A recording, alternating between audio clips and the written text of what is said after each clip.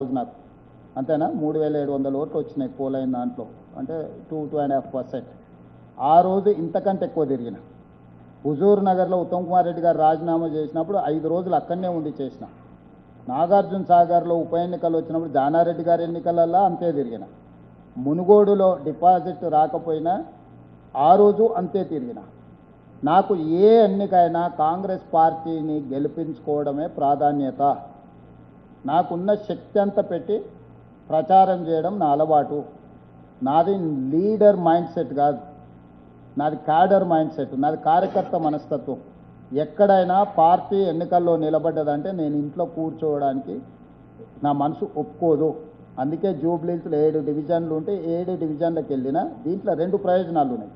ఒక్కటి, నేను స్వయంగా డివిజన్లకి వెళ్తే అక్కడ ఉన్న సమస్యలు నేను ప్రత్యక్షంగా చూడడానికి ఉంటుంది మొదటిది. రెండవది, ప్రజల యొక్క రియాక్షన్ బట్టి నాకు ఒక అసెస్మెంట్ వస్తుంది.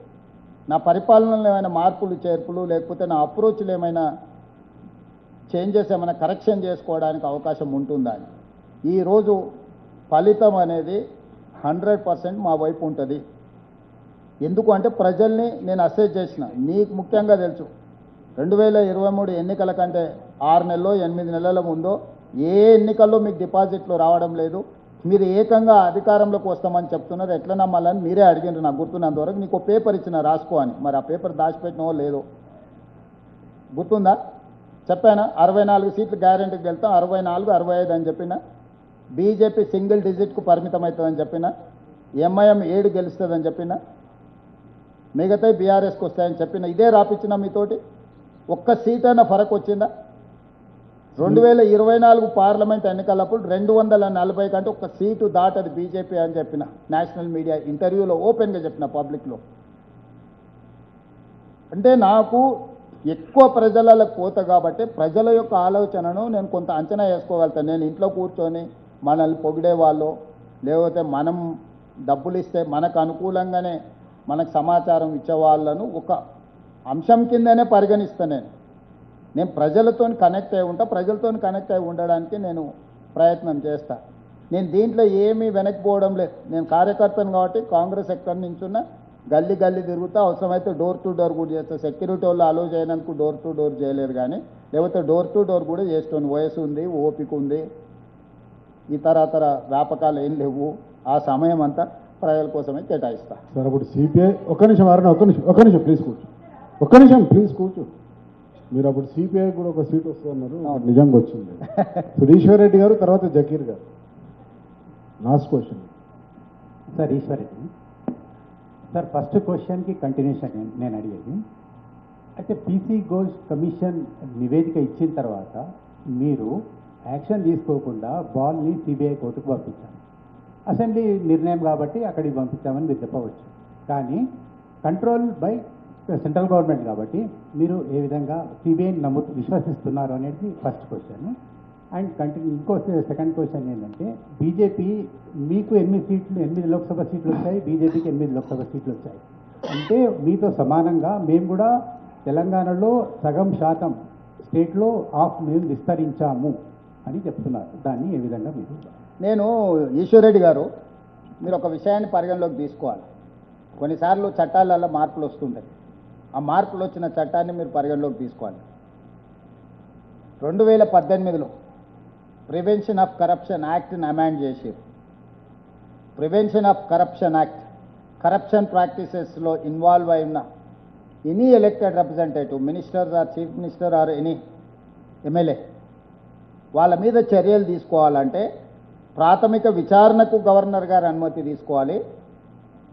అరెస్టు చేయాలంటే గవర్నర్ గారి అనుమతి తీసుకోవాలి. ఛార్జ్షీట్ వేయాలంటే గవర్నర్ గారి అనుమతి తీసుకోవాలి. దానికి ఉదాహరణనే ఫార్ములా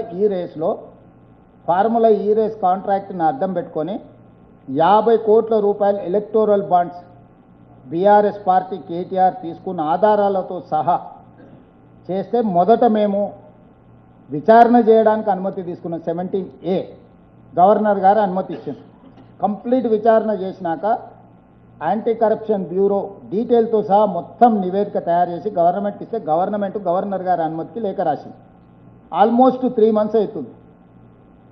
మేము అరెస్టు చేయాలనుకున్న గవర్నర్ గారి అనుమతి ఇవ్వకపోవడంలో అది కూడా అక్కడనే ఆగుంది. మేము చెయ్యాలనుకున్న కుదరదు. ఇంకా కొనసాగింపుగా చెప్పాలంటే ఇక్కడ జర్నలిస్టులు ఉన్నారు, ఆంధ్రప్రదేశ్ రాజకీయాలు కూడా తెలుసు. చంద్రబాబు నాయుడు గారి మీద జగన్మోహన్ రెడ్డి గారు కేసు పెట్టి అరెస్టు చేసి జైలు వేసినప్పుడు సుప్రీంకోర్టు ఏమన్నది, నువ్వు గవర్నర్ నుంచి తీసుకోవాల్సిన ప్రొసీజర్ ప్రకారం నువ్వు ప్రొసీజర్ ఫాలో కాలేదు. 17A mandate, you have not taken that permission from the governor, that is why we are going to give a bail అని చెప్పి చంద్రబాబు నాయుడు గారి కేసులో, government of Andhra Pradesh versus Chandrababu Naidu గారి కేసులో సుప్రీంకోర్టు కేటగారికల్ జడ్జిమెంట్ ఇచ్చింది. ప్రొసీజర్ ఫాలో కాలేదు కాబట్టి నువ్వు తీసుకున్న చర్యలన్నీ చెల్లవు అని ప్రొసీజరల్ వయలేషన్ మీద చంద్రబాబు నాయుడు గారికి సుప్రీంకోర్టు బెయిల్ ఇచ్చింది. ఈరోజు తెలంగాణలో అదే తప్పిదం మేము చేయదలుచుకోలేదు. ఒక కేసు సిబిఐకి అప్పచెప్పినా ఇంకొక కేసు మేమే అరెస్ట్ చేస్తాం, అనుమతి ఇవ్వమన్నాం. గవర్నర్ దగ్గర ఉన్నది గవర్నర్ దగ్గరనే ఉంది, అమిత్ షా గారి దగ్గర ఉన్నది అమిత్ షా గారి దగ్గరనే ఉంది. ఏ ప్రతిపక్ష నాయకుడి మీదైనా ఈ దేశంలో ఈ విధమైన వెసులుబాటు మోడీ గారు ఇచ్చిండ్రా? 48 గంటల్లో జైల్లో పెడతా అన్న కిషన్ రెడ్డి గారు సిబిఐకి ఇస్తే ఎందుకు మాట కూడా మాట్లాడడం లేదు, పెదవి కూడా కదపడం లేదు? దీన్ని బట్టి మీరు అర్థం చేసుకోండి. చట్టం మేము అది వివిధ సంస్థలు, వివిధ రాష్ట్రాలు, వివిధ దేశాలకు సంబంధించిన అంశాలు ఇన్వాల్వ్ అయి ఉన్నాయి కాబట్టి కాళేశ్వరం సిబిఐకి ఇచ్చినాం.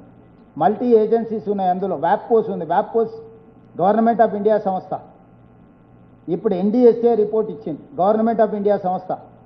విజిలెన్స్ అండ్ ఎన్ఫోర్స్మెంట్ ఇచ్చింది. Supreme court judge, Lokpal first chairperson, వీళ్ళందరూ ఇచ్చిన నివేదికలు ఉన్నాయి కాబట్టి దీన్ని కాంప్రహెన్సివ్ మీద విచారణ చేయాలంటే దేశ స్థాయిలో విచారణ చేయగలిగిన సంస్థ ఉండాలని సిబిఐకి ఇచ్చినాం. మేమే విచారణ చేసిన ఫార్ములా ఈ రేస్ అక్కడనే ఉంది, వాళ్ళని విచారణ చేయమని ఇచ్చిన కాళేశ్వరం అక్కడనే ఉంది. అందుకే మేము క్లియర్గా చెప్తున్నాం, బీజేపీ బీఆర్ఎస్ది ఫెవికల్ బంధము. ఇది విలీనానికి ఒక కొలబద్దగా పెట్టుకొని ముందుకెళ్తున్నారు. ఇది లిట్మస్ టెస్ట్, వీళ్ళు సహకరించుకుంటే కాంగ్రెస్ను ఓడిస్తామా ఓడియమా అని ఒక ఎక్స్పెరిమెంట్ చేయడానికి జూబ్లీ హిల్స్ను వేదికగా చేసుకున్నారు. ఎందుకు బీఆర్ఎస్ మీద అగ్రెసివ్గా ఫైట్ చేసే ధర్మపురి అరవింద్ను జూబ్లీ హిల్స్లో క్యాంపెయినింగ్కు పిలవలేదు? ఎందుకు ఆఖరి నిమిషం వరకు బండి సంజయ్ గారిని రానియలేదు? ఎందుకు పక్కనే ఉంటాడు విశ్వేశ్వరరెడ్డి, ఆయన జూబ్లీ హిల్స్లోనే ఉంటాడు. విశ్వేశ్వరరెడ్డిని ఎప్పుడైనా రానిచ్చిందా? ఎవరెవరైతే బీఆర్ఎస్కు 100% వ్యతిరేకం ఉన్న బీజేపీ పార్లమెంట్ సభ్యులని కిషన్ రెడ్డి గారు ఒక్కరినైనా జూబ్లీ హిల్స్ ఎన్నికలకు రానిచ్చిందా? ధర్మపురి అరవింద్ అయితే అగ్రెసివ్ స్పీకరే కదా, బీఆర్ఎస్ మీద ఒంటికాల మీద లేస్తాడు కదా. మిత్రుడు విశ్వేశ్వరరెడ్డి గురించి నేను చెప్పాల్సిన పని లేదు కదా. బండి సంజయ్ కూడా ఆఖరి నిమిషంలో పదే మేము మాట్లాడిన తర్వాత రానిచ్చిండ్రు కదా. ఇట్లా బీజేపీలో బీఆర్ఎస్ పొడగిట్టని నాయకులు ఎవరైనా జూబ్లీహిల్స్ ఎన్నికల ప్రచారంలో పాల్గొన్నారా? చిన్న ఎన్నికలు, కౌన్సిలర్ ఎన్నికలు, సర్పంచ్ ఎన్నికలకు యోగి ఉత్తరప్రదేశ్ ముఖ్యమంత్రిని తెచ్చారు, గుజరాత్ ముఖ్యమంత్రిని తెచ్చారు, నరేంద్ర మోడీని తీసుకొచ్చారు, అమిత్ షాని తీసుకొచ్చారు, కర్ణాటక ముఖ్యమంత్రి, ఇట్లా ఎన్నో ముఖ్యమంత్రులను తీసుకొచ్చి ప్రచారం చేశారు. మీరే కదా సాక్షి. జూబ్లీహిల్స్లో ఒక్క పిట్టనన్న వచ్చి వాలిందా బీజేపీది? ఎందుకు తీసుకొస్తలేడు కిషన్ రెడ్డి గారు? మీరు చెప్పండి. యోగిని ఎందుకు తీసుకురాలే? హిమంత బిశ్వ శర్మని ఎందుకు తీసుకురాలే? అస్సాం చీఫ్ మినిస్టర్ని. పోనీ రేఖా గుప్తాని ఢిల్లీ ముఖ్యమంత్రి గారిని ఎందుకు పిలవలే? ఎందుకు కిషన్ రెడ్డి ఒక మహిళకు కూడా మంత్రి అయ్యలేదని అడగలేదు?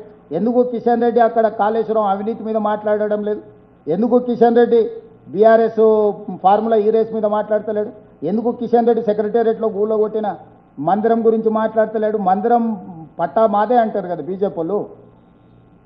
సెక్రటేరియట్లో బోనాలు తీసుకునే దేవతను, 100 ఏళ్ల పైన ఉన్న దేవతను అక్కడి నుంచి తొలగిస్తే మాట్లాడిండ కిషన్ రెడ్డి గారు? అప్పుడు కానీ ఇప్పుడు కానీ ఎప్పుడైనా కానీ?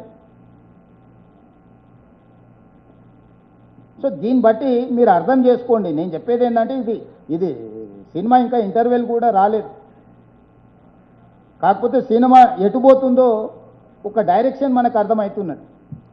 జకీర్ గారు ఒక్క నిమిషం, జకీర్ గారు సెకండ్ ఏం అడిగారు? సార్ నమస్తే సార్. మంచిదే కదా. ఇప్పుడు కూడా చెప్తున్నా, హిందువులంతా మా కోటేమని బండి సంజయ్ గారు అన్నారు. డిపాజిట్ పోతే హిందువులు వాళ్ళతో లేరని ఒప్పుకున్నట్టే కదా. ఇప్పుడు డిపాజిట్ వస్తే ఆఫ్ కాదు, మొత్తం ఈ దేశమే కాదు, పక్క దేశం బంగ్లాదేశ్, పాకిస్తాన్ కూడా గెలిచినట్టే బీజేపీ వాళ్ళు. డిపాజిట్ తెచ్చుకోమని ఎట్లనే చేసి జూబ్లీ హిల్స్లో. జకీర్ గారు నమస్తే సార్. జూబ్లీహిల్స్ ప్రజల నుంచి కొన్ని డిమాండ్స్ ఉన్నాయి, అంటే కొన్ని విజ్ఞప్తులు ఉన్నాయి. ఒకటి ఇందులో ప్రధానంగా అడ్వాన్స్డ్ టెక్నాలజీ సెంటర్ యూనిట్ని ఒకటి పెట్టాలని వాళ్ళు అడుగుతున్నారు. అట్లాగే అక్కడ యూత్ కోసం ఇది, తర్వాత ఉమెన్ అండ్ అంటే వితంతువులు అట్లాగే సింగిల్ మహిళల కోసం department of handloom and textiles ద్వారా ఏదైనా ఒక సంస్థను పెట్టాలని కోరుతున్నారు. అట్లాగే జూబ్లీహిల్స్ కాన్స్టిట్యుయెన్సీలో ఉమెన్స్ డిగ్రీ కాలేజ్ ఒక డిమాండ్ ఉంది చాలా కాలంగా. అండ్ ఏరియా హాస్పిటల్ కూడా జూబ్లీహిల్స్ కాన్స్టిట్యుయెన్సీలో కావాలంటున్నారు. జకీర్ గారు మీరు క్వశ్చన్ విజ్ఞప్తులు కాదు. సో డెఫినెట్ గా జకీర్ గారు ఏటీసీ ఇప్పుడే మంజూరు చేస్తున్న అడ్వాన్స్ టెక్నాలజీ సెంటర్ మీరు చెప్పారు, ఇమ్మీడియట్ గా మంజూరు చేస్తున్న ఈ వేదిక మీద నుంచి నేను చెప్తున్నా. మిగతా నేను డిపార్ట్మెంట్ కి మీరు ఒక చిన్న చిట్టి పంపండి.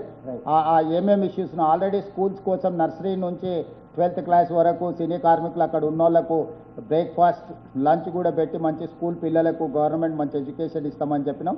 ఇతర మీరు మెడికల్ అండ్ హెల్త్ ఇష్యూలో చెప్తున్నాను. ఉమెన్ డిగ్రీ కాలేజ్ అంటే సిటీలో చాలా కాలేజీలు ఉన్నాయి, ఒక్కొక్క ఏరియాలో కాలేజ్ పెట్టడం వల్ల కొన్నిసార్లు ఫీజిబిలిటీ ఉంటున్నది ఉండలేదు.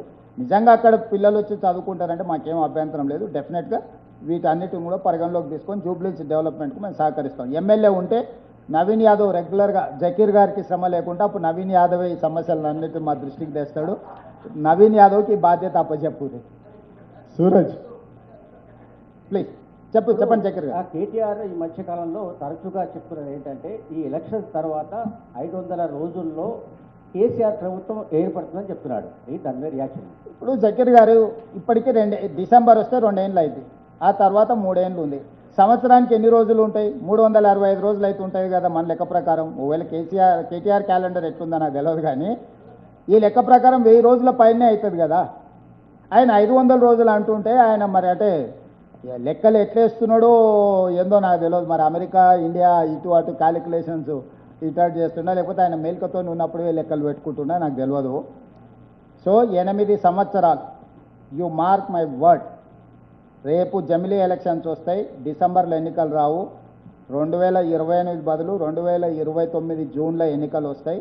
2029 నుంచి మళ్ళీ 5 సంవత్సరాలకు ఎన్నికలు జరుగుతాయి. 2034 జూన్. ఈరోజు నేను చెప్తున్నా నవంబర్ 9, 2025. 2034 జూన్ నెల వరకు కాంగ్రెస్ పార్టీ తెలంగాణలో అధికారం ఉంటుంది. ఇప్పటివరకు నేను చెప్పింది నిజమని నమ్మిన వాళ్ళందరూ దీన్ని అంచనా వేసుకొని ముందుకు వెళ్ళండి.